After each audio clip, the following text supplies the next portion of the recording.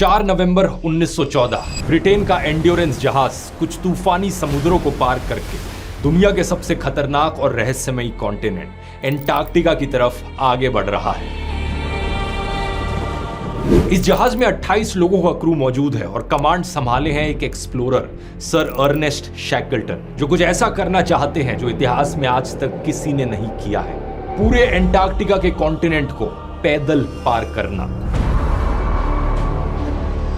सही सुना आपने दोस्तों, एक ऐसे जमाने में जहां कोई स्मार्टफोन नहीं, कोई जीपीएस नहीं, कोई मॉडर्न टेक्नोलॉजी नहीं, ये इस बर्फीले कॉन्टिनेंट को -50 डिग्री सेल्सियस की ठंड में बर्फीले तूफानों के बीच ऊपर से लेकर नीचे तक ये पूरा पैदल पार करना चाहते हैं। इनका प्लान है अपने जहाज के जरिए एंटार्क्टिका की तट पर पहुंचने का, वेडल सी से होते हुए। नक्शे पर देखिए, एग्जैक्टली यहाँ पर ये जमीन पर उतरेंगे और वहां से फिर पैदल ट्रैक करते हुए ये साउथ पोल जाएंगे और फिर उसे क्रॉस करके चलते चलते रॉस सी तक पैदल पहुंचेंगे। टोटल में लगभग 2900 किलोमीटर का ट्रैक, और अगर सब कुछ प्लान के अनुसार चला तो ये करने में करीब 120 दिन का समय लगेगा। लेकिन ये प्लान कितनी बुरी तरीके से फेल होता है और आगे इन्हें क्या झेलना पड़ता है, ना तो ये इमेजिन कर सकते थे उस वक्त और ना ही आप इसकी कल्पना कर सकते हैं दोस्तों।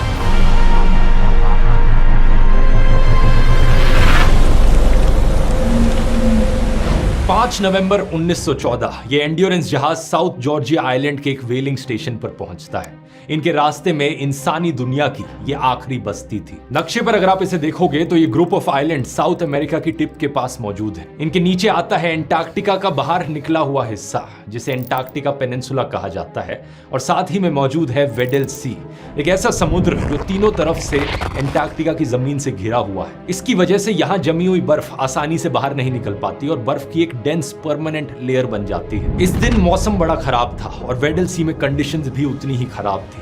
वहां मौजूद लोग शैकल्टन से कहते हैं कि इस मिशन को टाल दो, डिले कर दो, नहीं तो इन कंडीशंस में वहां जाना बहुत ज्यादा रिस्की होगा। लेकिन शैकल्टन अपनी जिद पर अड़े रहे। उन्होंने कहा कोई फर्क नहीं पड़ता, हम आगे चलते रहेंगे।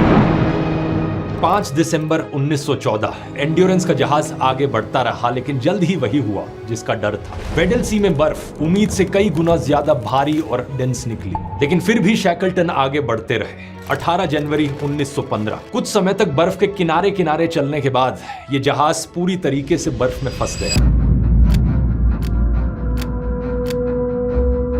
कुछ दिन बाद कुछ क्रू मेंबर्स ने जहाज से 50 गज दूर बर्फ में 15 फीट की एक दरार देखी। ये छोटी सी दरार यहां से निकलने की उनकी आखिरी उम्मीद थी। तो 3 घंटे तक शिप को पूरी ताकत के साथ इंजन की फुल स्पीड पर चलाकर बर्फ से निकालने की कोशिश की जाती है,